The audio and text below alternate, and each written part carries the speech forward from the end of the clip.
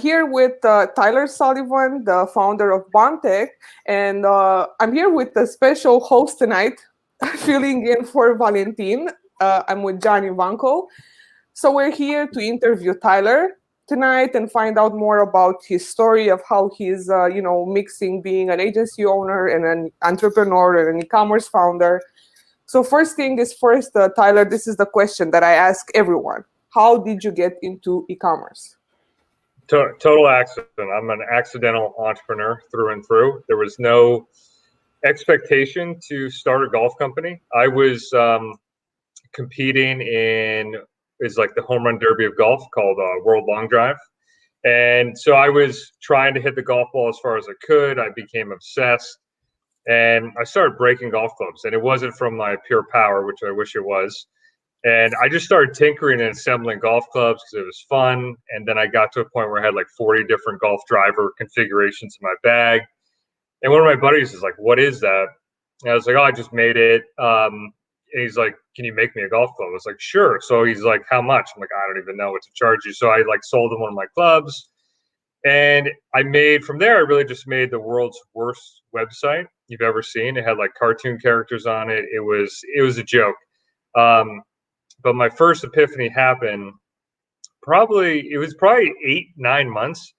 And then I was on a boat, not a yacht, and I got an email. And that email changed my life. It was my first sale ever. And it was the epiphany. That was the first moment where I was like, I just want to do more of this, because I was on a boat. I wasn't working in front of my computer, and I made money. I was like, that's cool. And the next like 6 months was a struggle. I just started documenting my journey on Facebook. And this is a long story, but it's kind of crazy. So I started documenting. I sold a couple more clubs. And then I was talking to a frat brother of mine over the phone, like, "Hey, I sold a couple clubs online. I want to make my own brand." He's like, "Well, you're not that smart." And I was like, You're not wrong. So he's like, "Why don't you call up UVM, our local college, where I barely graduated. It took me 5 years." And I called them up, and I worked with a group of students for a year, and we designed a dual cavity driver and cashed in my 401k and had it made. And this is not a bomb warning, just a siren that goes off at noon here. And I had the golf club made, and it was amazing. And what I did is, just as I was making it, designing it, I just started documenting that. This is early days, 2012, on Facebook. And I only had like 2,000 followers on Facebook, maybe 800, I think, when I actually launched. And they just enjoyed the story. And I asked questions throughout my process to my 800 followers. And I really just engaged with them. And that when I launched on a pre-order because I had no money. I had no product made. I had like 50 units made. And I think I sold $10,000 that day. And that was my second epiphany. I was like, holy shit, let's do more of this. And then, so that's like phase one of how I kind of got there. And then I can go more depth, but that's kind of how it kind of started. And I side hustled it until my next big epiphany happened. But if you have any questions, I can pause there if you want. Yeah, What's the epiphany? I've got lots. Building out in the open. Do you think, I mean, this is a new thing with a lot of developers moving to build their products out in the open, and you took that approach with ecom, which I think is really cool. Having that pre-made community is kind of very crucial for brands these days that are starting up. If you were doing stuff over again today, like how much emphasis would you put on the community, the element like today if you were starting up? It's such a different time. It's like what I did in 2012 probably isn't relevant till today. I mean, all I know is what happened in that journey. I do believe your personal founder story and reason is probably one of the most important things. And I did it out of necessity, right? So I just started telling my story, documenting myself hitting balls, and people got attached to me as obviously the product and the brand, but me as a person, as like a regular guy, as a golfer they could relate to. And that was by accident. So I had like no intentions to do that. So like, yeah, if I were to start up now, I'm actually helping my wife start her company. I'm telling her to do the same thing. Just don't be afraid to go in front of camera. Not that I'm on camera a lot now, but just like ask questions. And that's a big thesis. It's just, as you do things, don't assume you know anything. Let your audience tell you what they want, and that's how you build the product. And that's kind of, I try to just use that strategy in the places that's most valuable for us, which is Facebook, our Facebook group. Our Facebook page is not what it once was. It's still valuable. And then email and SMS is like the only asset we really own. So I take that same approach to engage on email. And like one example to dive a little deeper, like when it still was really, really early, I made a video when Facebook video first came out. So video was new, right? So it was timing too. So a lot of this stuff is like, yeah, you could do it now, but it's probably not gonna have the same impact. I made a video in my backyard where I hit a ball into a net and a hole. I explode it with a hole, like the ball goes through whatever, and it sounds like a grenade goes off. And I go, does your driver sound like this? And I boosted it for $300. And that video got 300,000 views, 10,000 comments. And I engage, I literally commented on every comment on my BlackBerry until my thumbs were bleeding. And I didn't see like direct sales from like the engagement, but I just was so in shock that people were engaging and commenting that I just felt like they deserved a reply. It's just that simple. I had no, like everything I did is kind of, I was aloof and just doing because it was getting engagement. It wasn't to like make money. And I think that was my ignorance is bliss evolution, was like, I just did it because I loved it and had no expectations of it doing anything, you know? I mean, I think you're onto something. We were talking the other day, Juliana and I, about how, or someone else maybe, about how every e-com company today needs to look at themselves as being a media company and providing content that people enjoy. And that because there's so much competition in a lot of different spaces, unless you have a competitive advantage, you're fighting over attention with everyone else. And whatever you can do to stay top of mind and kind of relevant within a space tends to give companies the upper hand. I mean, examples like Huckberry comes to mind. There's a lot of places you can buy the goods that they sell, but the story that they weave into it is a lot more detailed than what other platforms kind of provide. And you see how Red Bull's done this with their own media division, where Red Bull isn't necessarily about the drink anymore, but about action sports. They've like really made that transition happen. Totally. Yeah. I mean, for me, it's like, content is great if it's quality content that engages. Like that's how I do it. I'm not, because one of my worst years, we tried to become a content company, media company, and we just put out content like at a crazy pace. So I believe in content and engagement on those platforms, but also in where we drive revenue, which is email. So like we ask a lot of questions in email that you're like, why would you ask that? But it's like, we want to actually know the answer. We get engagement there and that drives revenue. So I'm kind of split on that. Like, it's like founder story, yes. Content, yes. But you can't just make content to make content. It's got to be with purpose and in channels that drive revenue. So for me, I think of it as like, because we only post on Facebook once a week right now. We do have a Facebook group, which is just owners, which is all was more active in a higher asset. So it is different. Like content is good, but it has to be certain channels and there's ways to do it. So I like to do most of it in my storytelling, you know, in some post-purchase stuff we do, like we do thank you voicemails, thank you cards, personal videos for every order. So there's stuff like that we do on lifetime value. But yeah, so it always changes, you know what I mean? So the story is... I have a question, Tyler. So you said email, right? And you know, I'm a big fan of email, but like you see that majority of brands are investing money into sales and ads, and they are overlooking the email part, and they're saying, you know, email marketing doesn't work, but they're sending the same message to everyone, and of course it doesn't work, right? So was it that epiphany with the email you got that day that drove you through email, or how did you got into, you know, because Tyler has his own agency, email marketing agency called Ecom Growers, and tell us how you went on that alley and moved away from the ads that me and John hate. Yeah, I mean, we still run ads. I wish I could say, hey, we're ad free, but I mean, we run a ton of ads. You know? So it's just email is is just so essential. And I don't know how. I'm actually shocked every day that people think email is not effective. It's just what they're doing with it. You know what I mean? Like email still. If someone were to buy my company, they're buying my assets, which is my email list and my customer list. You know what I mean? So it's like that is my true value. So my goal is to keep that list as healthy and viable and vibrant as possible.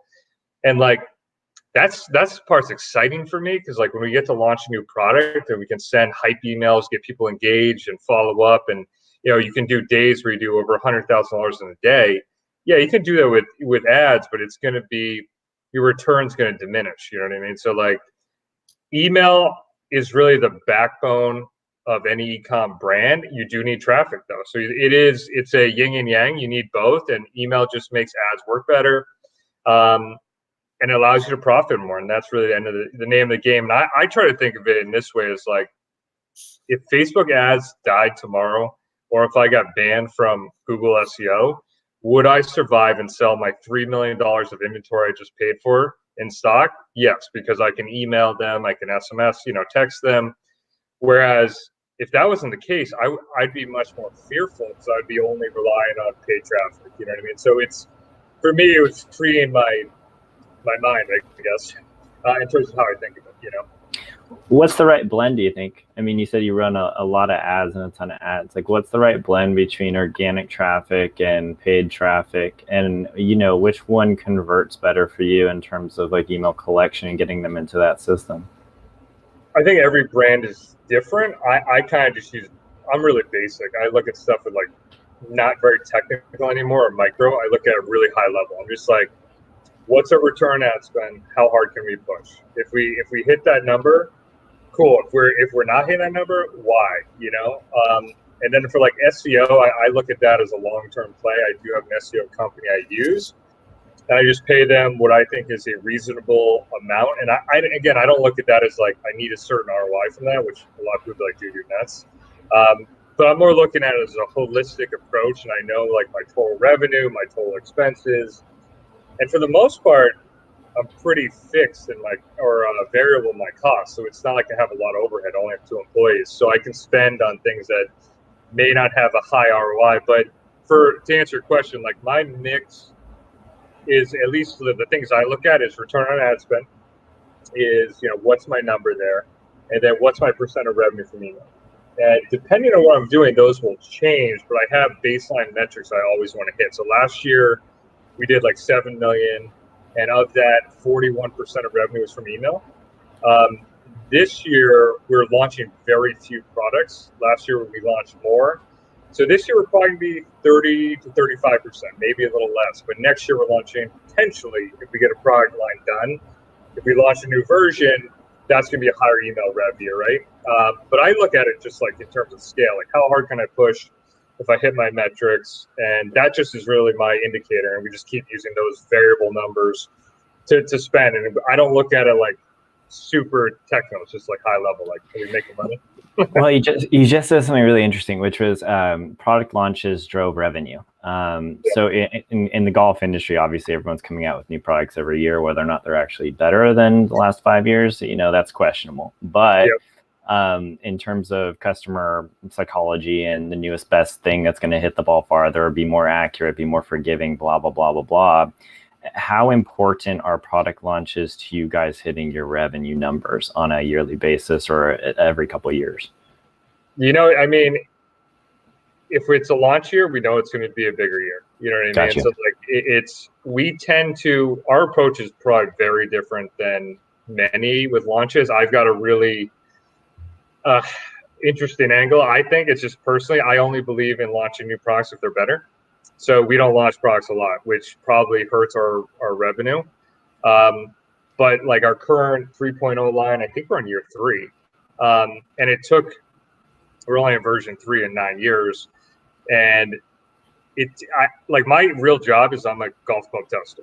Like I'm a volunteer. I call myself the volunteer tester, where I go and I try like a million different variations of weights here and shaft stiffness here, just different designs. I've made like, you don't want to know how many different driver heads I made that didn't make it. You know what I mean? And So I kind of believe that if it's better, we'll launch it. And I think I would hope our audience believes that too. So when the launch comes out, it's like really exciting.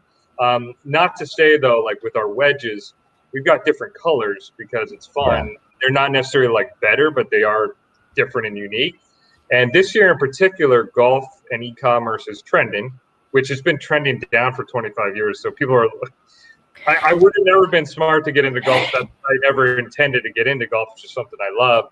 So we happen to be, riding a trend for the first time ever. So we have like so many new golfers in the ecosystem, which is making our life so much easier. And last year in particular, we sold out so many times with COVID, and I never saw that coming. So this year it's like we're riding the wave, man, and we're pressing hard, and we hope to do like 12 plus mil this year. And kind of it's a cash flow game too, because I'm making our own product, so it's a different battle, No, it's funny because the industry has changed. I know that statistically, tee times are up over 25% year to year, and you have a bunch of new golfers entering that have never played before. There's a lot of brands that are targeting kind of the new non-stuffy version of golf and making it more accessible, and COVID really drove that forward. I know personally, there's a ton of females in my friend group that would have never touched a club, but they all picked up clubs in the last year. Yep. So it's interesting to see how, timing is a lot of success in e-com, and when people have like a great idea and they're able to launch it and kind of push through, like you mentioned, the first couple of years were rough in kinds of figuring out like how you're going to get everything up and make the money and then keep it flowing and grab that initial audience. So people today starting, should we be trend chasing? Things have changed a lot since 2012 in terms of supply chain and being able to pick up stuff easily from China and stuff like that. Where do you see the real advantages standing out for brands either getting started today or, have a couple of years in and competition's changed and supply chain has changed? And, how I guess the real question is, how important is that owned asset moving forward, and how much is it worth to take a loss on that owned asset getting started today so that you can have longevity to ride out those times into profitability later? Yeah, so trend chasing is something I'd never believe in. Like, do something you enjoy, or you're going to feel like you're working every day. That was my big thing. It's like I just did it because I loved it, and it did not feel like work. I could never imagine trying to do something I'm not passionate about, and just because it's a trend, like that just makes zero sense to me. If you already, and in my everything I've always seen is once you've heard a trend, it's already too late. Like, you know what I mean? Like go manufacture golf clubs right now. Lead times are 10 months. You know what I mean? And like golf specifically is probably one of the hardest industries in the world because the brands are billion-dollar brands, and that's a whole different story and discussion. But so I really just believe in doing what you enjoy, number one. And then asset-wise, start collecting assets, whether it's email. Email I think is the core, SMS, because you never own those channels. In 2016, our Facebook page had, I don't know what it was, 80,000 people or something, or 100,000. And we could reach them, right? And then they had the algorithm change where pages had, were pretty much his pay to play or to something to that effect, where it was just the organic reach was reduced so much. And that hurt. So that was my aha moment there of like, we need to have an asset we own that is not social. Because like we were doing a ton of revenue from just social posting. I could post like, hey, product coming back in stock, and it would crush. If I post a back in stock with a link right now, I'll get one like, and no one will buy. So it's like, email still is that core. And like, it's interesting that people wouldn't think email's effective or your asset. I think it's just a change in strategy and thinking. And email is really simple. Like just be native to the platform, and don't make overly designed newsletters with 70 calls to actions with 50 different stories. Like our thesis at the agency is we do like one call to action, a lot of plain text emails. We keep it fun, we keep it short, and they're simple emails that get opens and get replies. And that allows us to have an asset that you can have for a long time. If you have that future, foresight, I guess. What's your take on SMS marketing though? On what? What's your take on SMS marketing, though? Yeah, so almost every client and myself as an e-com brand uses SMS now. I think it's the same thing as email. It's like super effective, but you have to know how to use it, right? So like right now with SMS, and again, I'm not in the weeds sending the stuff. The team does that, so I'm not like super technical anymore. But at a high level, SMS is more what's the word?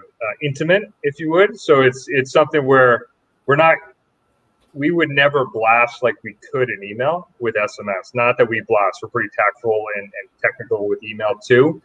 But SMS now, we use it definitely less than email, but we still try to make it engaging and use it when we can. Because I tell you what, it's pretty amazing when you send an SMS blast and you see the traffic go from what you're doing that day to crazy spikes, and it's definitely. I don't know if it's definitely not a replacement of email, but it's a really great add-on. You know what I mean? So we always do email first, and SMS is just like the cherry on top.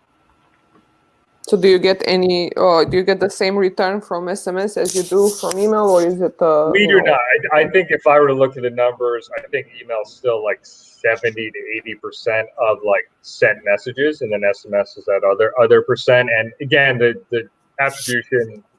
Who knows how great those are, but email is still king, and will, in my opinion, will always be. But we're also not like not open to new things. There's just so many tactics and strategies that people talk about, hear about. You can go down that rabbit hole, and I've done that where I went down like the ClickFunnels rabbit hole, this rabbit, and just like tested everything that didn't matter. So now it's like the core stuff. It's like make a good product, care about your customers, send emails that engage, and use SMS to amplify those messages. And I just think of it as such a simple way, because I've tried all that shit over 9 years, and I don't know. I try not to overthink it. But yeah, it's definitely, if you're not doing SMS, it's definitely worth doing. So how much did e-commerce change in the last 9 years? Because our audience, it's a lot of e-commerce entrepreneurs that just started their business in COVID. And a lot of them are, every time we have one of these episodes, they're asking me, what's changed, like what are the basics that they should be focused on? Because as you said very correctly, and this is a conversation I have with John almost every day, it's a shitload of bad advice out there. Yes. It's pouring bad advice. It's so many cheap tricks and, growth hacks, and I've been laughing at them for some time. But, like when you're new to e-commerce, you tend to want to try them all because you just want to, you don't want to lose. So you're not playing to win, you're playing not to lose. So if you have seen all the facets, because it's changed a lot since, 2011 and so on. But what would you tell people that are here today in regards to what they should be doing based on your experience? Yeah, it has changed a lot. I mean, the core things have never changed. Make a great product, have solid offers, and have an amazing customer service experience. Like that, everyone says they've got great customer service, but no one does.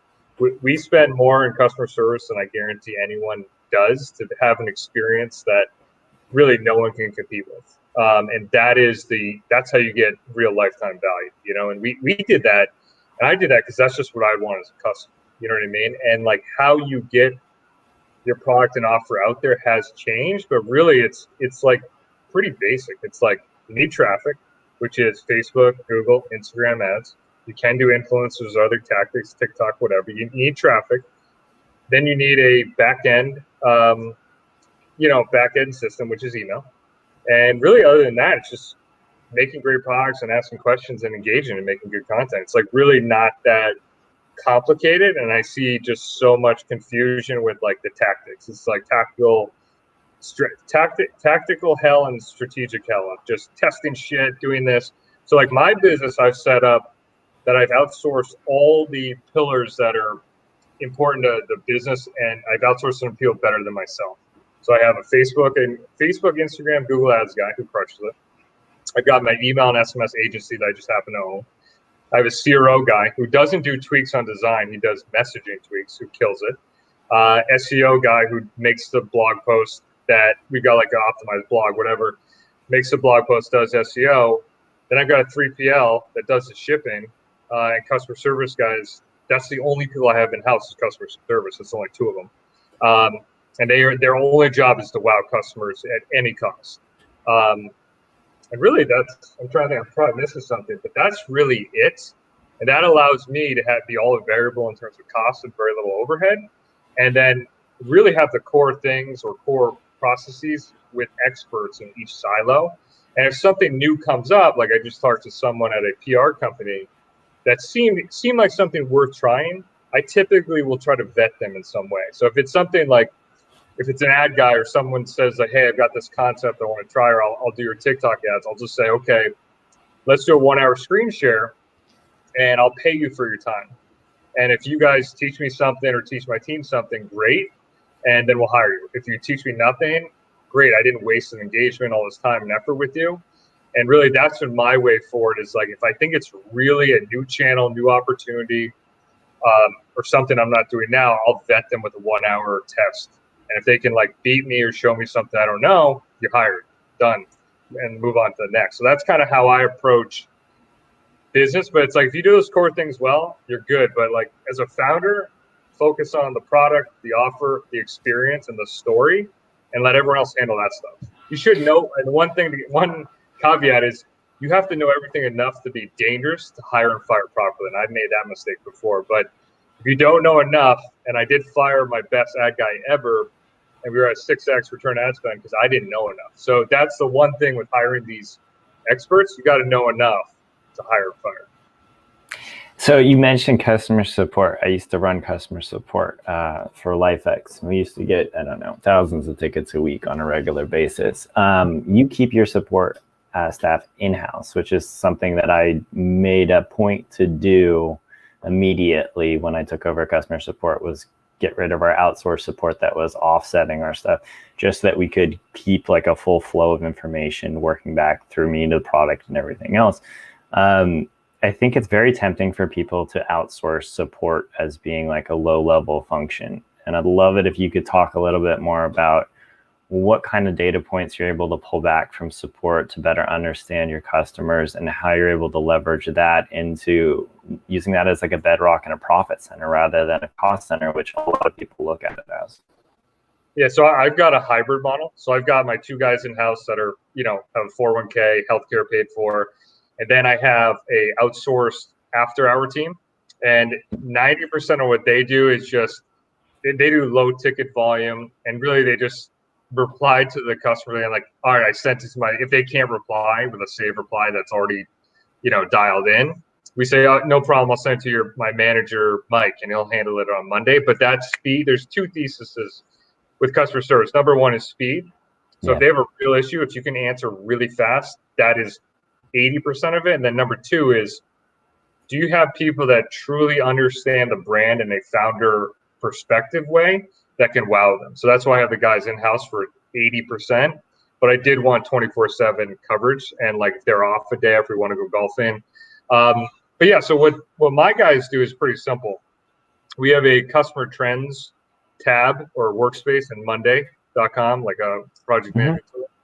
And they'll just post like things that are good, that are bad, feedback again from customers, and a lot of times we use email to ask questions like, and we'll know if a product's going to fly or not. Like, so if we have a new chipper we're making, and I was like, I don't know if chipper's going to work or not. Like, I'd like one, but who knows? Like, what my opinion doesn't matter, right? My customer's opinion is the only thing that matters. So what I'll do is we'll do an email like, we're thinking about making a chipper and a 64-degree wedge. Which one would you want, A or B? And like, I'll be like, hey guys, let me know what the feedback is like. And like, they just have ongoing conversations with our customers. Like, that's been going on for years, where they know each other by names. We've got like best customers that call in, but like, so for that email, we got like 5,000 replies, and like 80% were chipper, which blew my mind. So the guys will report back like, dude, the chipper's on fire. Everyone wants that. And I'll say, okay, cool. Now we have a micro testing order system where we're like, if it's a new product, we usually make 500 units instead of like 5,000, and do a micro launch and see how it goes. And their insight and their pulse on customer trends lets me know if there's an issue, lets me know if good stuff is coming, or if they want something we don't have. And it really is the voice of the company. So I really rely on them a lot. And we've got a weekly that customer trends meeting just to make sure we're good. And like, that also prevents like big issues. Like I remember I wasn't on top of it in one of the 9 years, and we had like an issue shipping internationally that I just didn't even know about because we didn't have that trend report. My customer service guy, he meant well at the time. He's no longer with us, but he just was like, oh, I didn't know how to handle it, so I just been refunding them and they couldn't get their product. And we had to actually shut some of those countries off because we couldn't ship there consistently well. And it was like some strange countries, but that's something those trend reports and having guys in-house that give a shit is going to tell you, you know what I mean? And make the company better. And also our personal videos that we make, those guys make them. And they're golfers, dude. So like they get it. They're not like, just some outsourced customer service that's never played golf, I love that. And you're a few of the people that I had this conversation with John before we went in, and because I come from a customer support background too, when I got into e-commerce by doing customer support. And I think you're right. I think it's crucial for a brand to have advocates inside the company that can, tell the story and also, collect information from the customers, because if you don't talk to customers, you cannot know what to give them. And I think a lot of times a very shitty customer experience can be saved by the 100%. support if they have a relationship. And I wouldn't say we want it to happen, but when something bad happens, that's an opportunity for us to wow them. So like literally when something like shipment doesn't show up, or I can't think of an example that's really a good one now, but like we'll do our thesis is do the unexpected, right? And like those guys, I say, doesn't matter what it costs, just do what you would want. And like that, by having that mission statement, it allows them to do really what they would want as a customer. And our return customer rate for a hard good that you don't need a lot of is really high because we do give a shit. And like that's, one thing I've done well is actually give a shit. You know what I mean? Which is a hard thing to do if you don't love the product and you're chasing a trend and you're not in it. You're in it to make a buck. So it's like all of these things seem micro add up to a bigger equation, I think you hit it because you're in a hobby that people genuinely enjoy doing and participating in. There's a lot of people that find themselves in businesses where that's not that's not the situation. That's not the flexibility, right? Like if you're selling a product that is more utilitarian in nature, it could be used as part of a hobby, but it's not necessarily like I'm buying this for this purpose that brings me joy. And I want people to believe in that joy. And I think there's a lot of times that brands look at themselves to fill a market as, everyone throws around the whole painkiller analogy of, oh, what's the pain of the customer to fix or whatever. Sometimes it's not about that. And if it's a different kind of product, you kind of have to adjust and participate in the market in a different way. It's awesome that you're niched and that everyone is really big on the sport and participates and can talk to that community. And I think that's a huge part of what makes cool stuff happen. But there's a lot of brands that don't have that luxury. I mean, are there other little tips that brands can kind of work their way into that says, hey, maybe I am a need, but like, how do I relate on like the broader topics? And I hate personas. I don't think personas exist really. I think that there's certain elements that exist on personas, but the idea of bucketing people is really like a bad practice. But what would you look for if you were a brand that didn't have that built-in community and your product wasn't like, oh, this is something that I like doing for entertainment and everything else? I'd be interested to hear what examples there are, because I think any product has some community aspect, unless it's like, hey, I'm buying duct tape. But I think you could do it with duct tape if you're the founder of duct tape and you love that stuff. And you're like, I'm making the most sickest, stickiest duct tape ever because I had to stick something. I think it all comes down to like it's a founder mentality. You know what I mean? Like, and anything you do, if you're doing it out of passion, there will be a community that appreciates that and your angle. Versus like, I don't know, like I think anything can still have that if you have messages and stories via email and via social about the product, and not a pain code like, let's solve this problem with the stickiest duct tape in the world, but like, this is why I made it this way, and like, okay, we may not all be like duct tape groupies, I don't know, but they can just appreciate it's a good product and someone cared enough to make it, and there's a story behind it. So I don't know if I necessarily agree with that 100%. I think it's the story and the reason to do that, because like it also makes it more competitive because the brands I have a stronger foothold because it is such a hobby. So it's like it's even harder to break through. It's like with skiing, same type of thing where it's something people love. It's a hobby. It's a passion. But that also makes their affinity to other brands 1,000x. So that I think is a double-edged sword, to be honest. It's an interesting take, because at the end of the day, the truth, I guess, because I'm the devil advocate, I think the truth is that a lot of people are going into e-commerce because they have that aha moment like you, or some people just do it because, they want to do it because it's cool. And I think what John meant was, about the people that are trying to just, they're just dropping in e-commerce just because they want to be, it's entrepreneurship is glorified a lot. And I think e-commerce is glorified a lot. And I don't think there's a very clear understanding of the hardship of being in this position of an entrepreneur, which leads me to my next question, which tell us some major fuck-ups you did and what did you learn from them? I always ask this question. I plan to make a playbook by the end of this podcast with the biggest fuck-ups in e-commerce. I have too many. I mean, I think it's funny or interesting that you say e-commerce is like trending hot and that, because it never was when I started. It wasn't even a thing. So like such a different world to even have that conversation. It's almost I don't even know how to answer it. But I think this would be an impactful part of the story we didn't talk about. Is I wouldn't say it's a fuck up, but it is part of the journey I had to get to it, and it's really like the struggle, right? So like I started selling some clubs. This was like year 3, and I still had a full-time job, right? And I was, I wouldn't say the breadwinner, but I was making most of the money. My wife, I just found out she was pregnant with my first kid, and it was a week before Thanksgiving, and BombTech was just a side hustle. And my boss brings me to his office and says, dude, you're fired. So that was this is really part of the story that was the reason I went from side hustle to making it actually happen, because I got fired from my day job, had a kid on the way. And literally from that moment, my wife supported me. It's like, if you want to make BombTech happen, do it. But I worked 20 hours a day, 7 days a week for 3 fucking years with a newborn kid that, I was assembling the clubs, shipping the clubs, email. Like I would take pride in how many clubs I could carry to the post office. So it's like, that's the war stories that, dude, like I had to go through all that to then outsource, scale, systematize. And that was like the big kick in the ass that is not sexy, and the grind, and I wasn't there. And like, so when I had my second kid, like I did all that, and that's what I'm saying. A lot of this like technical strategies, new shit it's so old to me. But when I had my second kid, I said, I'm not doing that now. I said, I'm done with that. So I took 6 weeks off before I had my second kid, and she's now 4. And sales went up because I delegated to all those experts and got out of my own way.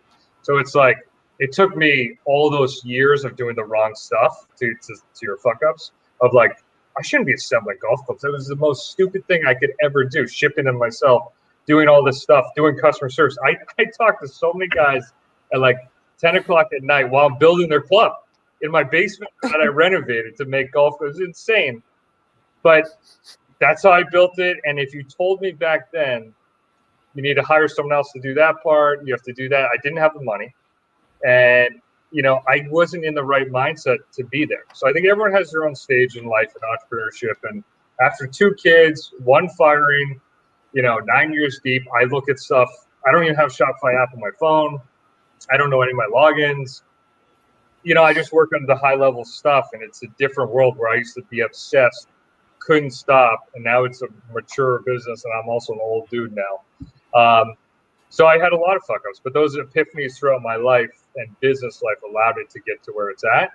And I think, I don't know if it's really a fuck up, but you have to do this stuff to know what to do and what not to do and have those moments to grow. And I think anyone looking to get into it now because it's sexy to make a quick buck, good luck, because it's not. And it's like, it's running a business. I've had many bad moments and things I should have done different. And it's not that easy, and cash flow is another piece that I could talk about for days on what it means to sell 5 mil and have to go spend a couple mil, you know? So it's like, it sounds cool. And I've been very lucky to get it to where it's at, but it is any business is not easy. If it's worth doing, it's going to be difficult, you know?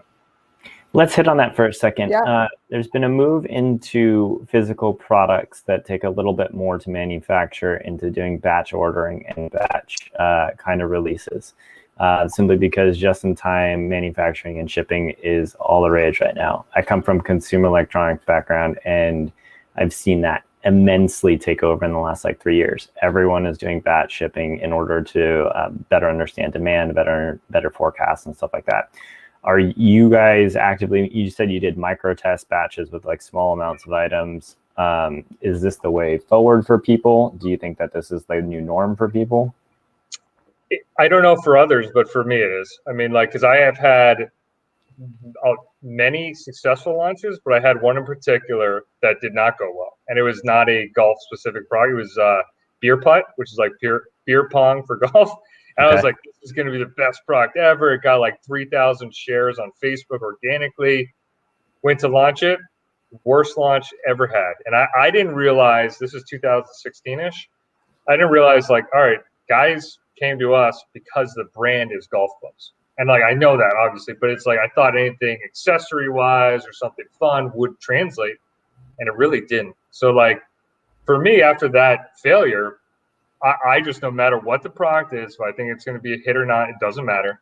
I just make small orders for us as 500 units at a time, and we'll test it. And worst case scenario, we launch it and we'll sell out over X amount of months. Or if we sell it that day, that hour, we've got a metric that says, all right, make more of them. And then really, so what we do is we try to figure out, is it going to be an evergreen product? Can it be our bestseller products? And can we keep scaling them? But in golf and in my industry, especially with the lead times now, we are, I wouldn't say taking a risk, but we're going big, man. I mean, we got 8 containers coming, and all 4 that just showed up. So we've got, I don't know how many hundreds of thousands of clubs. It's a lot of money out because we need it to scale. So anytime we have growth, and it's not to derail, but for me, doing 5 to 6 million a year, kind of steady, is cool.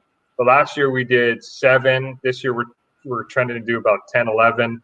And it's anytime you grow, it hurts, because you got to make more products. So it's a different business. And often I've asked myself, because I'm pushing the gas this year because there's an opportunity, and we could have done a lot more last year.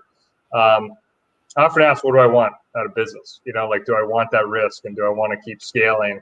And I have been lucky enough to pull out cash and have a great life, and so I can push. But it's a tough discussion to have because I'm debt free. I've got no investors, and it wasn't always that way,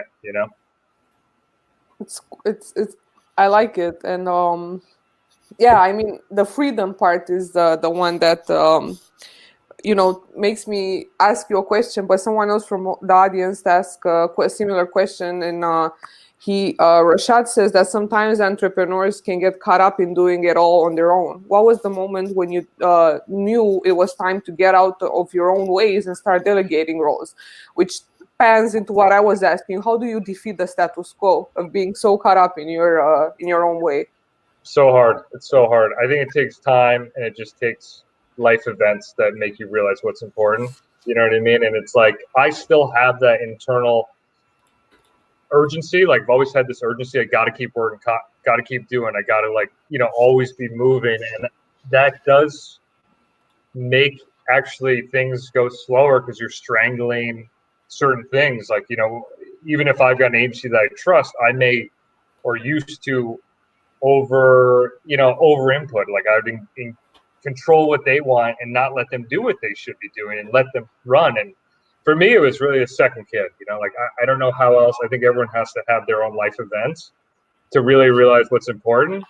And last year, I just said, or not even last year, a couple years ago, my parents are older and stuff.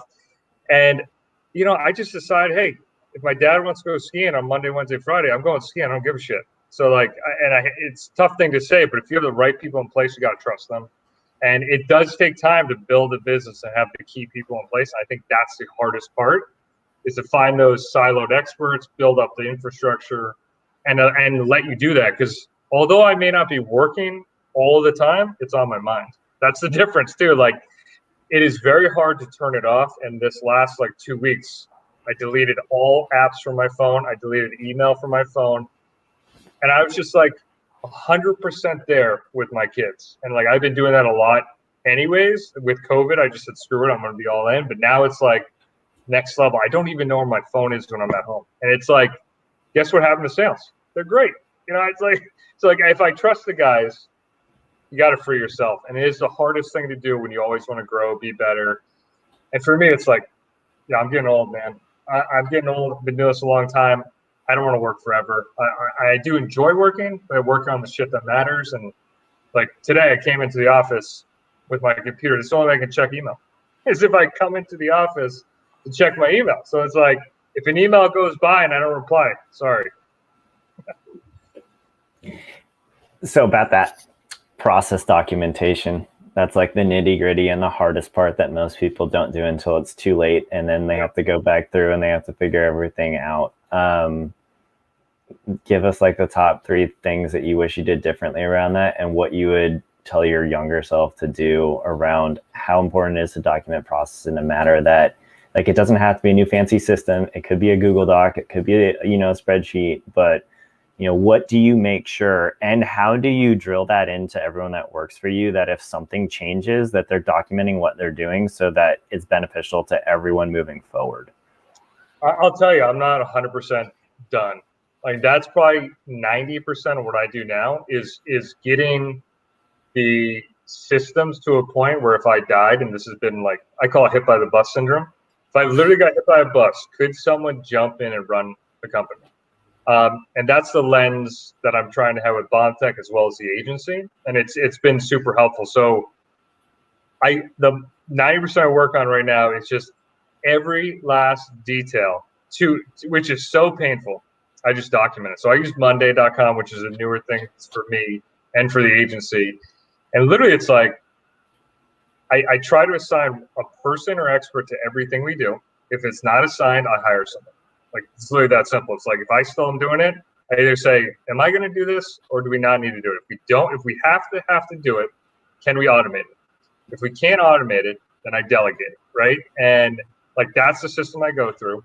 And I've got it broken down to like inventory, accounting, marketing, product design. There's like one other I can't think of right now, customer service. And I will make a Loom video, and have been for every board in Monday. It's like customer service, or like inventory has been my biggest one that's been so painful. I'll make a Loom video of every step. This is how you do this. And it's like the roughest, terrible video, but someone could watch it and say, oh, that's why. And then the other thing I did recently is I've now, instead of me being, I'm the coordinator of bullshit, that was my old title, where I'd take like the customs broker, the shipping guys, the manufacturer, my inventory guy, and I would all be like all these emails and just bring them together. And now I said, you know what? I'm out. Everyone now is invited to their board. They manage it. They have to. So my manufacturer uploads a packing slip, the commercial invoice. Guess who's on that board? The customs broker that needs to see that shit. So now I'm out of it. So I can see it at a high level what's happening, and like if something's missing, but I'm no longer the one in the middle. So they're like, hey, I'll email you. I don't do email.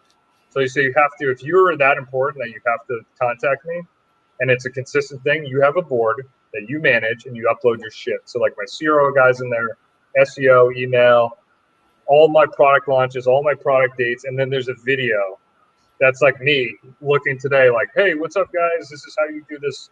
This is how you order this. This is how you make a SKU. Like to a painful level, but that's the only way I could get it out of my head. Whether or not you know it, you just like hit every single innovative tech company's mantra, which is reducing friction and adding transparency. And that's how success happens. Uber is the best example of this. They didn't actually change anything. They just added a layer of transparency with knowing where your ride was going to be, and reduced friction by already taking a payment. And you putting people together in a Monday board accomplishes those two things, which allows you to remove yourself from it unless someone really needs to call you 911 bat phone it and say, Tyler, we really need your help to sort this shit out because X and X isn't giving us what we need. And that process is rough. I mean, like, no way around it. It's like, because every little thing you have to like go through, and it's just one of the things you got to do. And it's like, if we have to make a new product page, I have a step-by-step, like, this is how you do it. This is how you launch. This is when you make it live. This is how you get the copy. Like, it's just all this stuff that you as a founder could jump in 1 second do. It takes, I call it go slow to go fast. And it's like, it takes me 100x that amount of time to do it and document it versus just do it and not document it, right? So like, it's been super painful, but like, that also frees me up to do shit that I like to do and that are big levers. And we're doing that same process in the agency, which has been like, that's a whole different discussion, but I'm now becoming like I don't know what you call it, a process or business builder versus a business doer. You know what I mean? Yeah, there's a huge difference. I do that for my consultancy. Everything's copy paste Trello boards with like checklists and everything to make sure that people know exactly what's happening, because a lot of times you don't have time to babysit. And the best instructions are when people are actually doing the stuff themselves, because it helps them learn, grow, and be able to handle stuff on their own rather than just taking direction and you being the choke point all the time, which is something that happens a lot in a lot of smaller businesses where everything has to go up to the top. And it may not be the best choice because they're worried about a bunch of other things. So unless you have things fully documented, you run into repetitive business issues. Totally. Yeah. It's in the agency, it's very different because like we grew that business with my partner, who was actually my first employee at BombTech, who was doing all my own email, and now he's running it. And we have transitioned that from him being the true expert to now being able to scale it with a system and documents. So that's been a very different discussion, but a different, ceiling we're trying to break through to get to the next level scale. Yeah. So it's like, that's what I bring to the table with that business is like, I know e-commerce, whatever, but he runs that. We have a lot more people actually in that company, but it's like systems, documents, and then the reason why behind those is kind of the missing thing. So we kind of use like a group chat that is almost like a think tank, where it's like questions, instead of pinging one manager, the whole group works together. Therefore, it's like, and if someone like is like, hey, how do you set up this special pop-up, like whatever it is, some weird offshoot integration. If someone knows how to do it, they make a Loom video. This is next level. It's where I'm not even making it. They make it, and then we pull that into Monday. So it's like now our team collectively becomes greater than the founders because they've got, more brains. They're smarter than us anyways. And now we just document what they've already told us. And it's inverse. So it's a, I wouldn't say one to many, but it is a team effort and team growth thing we're working on the agency. And it's a different business, so that's been exciting to work in that industry and see if we can scale to the next level there. That's really cool. This whole podcast, I can stop, thinking about how free your vibe is. And I'm looking at myself because I'm putting in 20 hours per day. And I have kids, and I'm like, damn, it really makes me think right now. And I think everyone listening, I think should, take this in, because we become like enslaved to the work. 100%. My last question for you is from our sponsor, from Vitex, and they are asking you, if it was for you to go back in time, back in 2011, would you go in e-commerce again, or would you do something totally different? I have no regrets. I was very lucky to do something with no expectations, and I'm just very thankful. I just did it, and things all happen for a reason. It's funny. Like, I think that's when you're not looking and you're just doing something for fun and passion, it makes the best business versus trying to look to make a buck. It just will turn into work. So I've got no regrets. I'm lucky and fortunate. I've had the support of my, friends and family, my kids, and, and also now to be self-aware enough to know that work is not everything. It's like you can build a great business. And I read this quote because I've been reading it a lot now that I have nothing to do on my phone. And I'm gonna butcher it, but it was like, as a founder, your return on investment or effort diminishes like 99% after you set it up, like successfully. And then it's like, you don't have anything else really to do. Like you can help with the vision and certain things, but if you do that, the more time that goes on, and that's how I felt. And it was frustrating at first. I was like, I got nothing else to do. I can't even make the business better. I can't even pull any levers to really make it happen. And that's okay. And that was the hardest thing for me, because as an entrepreneur, everyone wants to do as much as they can. They always want to work harder, and I get it. And almost to pause on that, it's really hard. And I don't know if you should, but for me, it was like, I got to live life a little, man. I don't know how long I'm going to make it. Yeah, it's something I think we're all dealing with, all of us entrepreneurs. It's like, it's like, I feel it in my heart, man. And thank you. Like, thank you for being here. You just gave me a lot to think from, a soul searching perspective. And thank you for sharing your story. It was amazing to have you. And also thank you, John, for co-hosting this with me. You had great questions. You should do this for a living. Podcast. Yeah. Like you were amazing. And thank you for being here. Hope you enjoyed it, and enjoy your sabbatical from social media. Hey, it's just one of those things. Focus on the big levers. Have fun while you're doing it, and spend time with your family. Like, what's the point of work if you're not enjoying it? 100%. Well, I will hope to see you soon on LinkedIn whenever you get the chance to post. When I'm logged into my computer, that's when I go on LinkedIn. I had to, make sure I still do my login here. But I'll get logged out soon, and I won't even have a laptop, and I'll be really free. That's the next step. Thank you for bringing that up. That's awesome. Thank you for taking the time to do this podcast, man, with us, because it might be who knows if it's gonna go. Thank you for your time, and thank you everyone for watching today. Thank you, Rashad, for the question, and see you guys next week. Have a good one. Thanks, guys. Thank you, guys.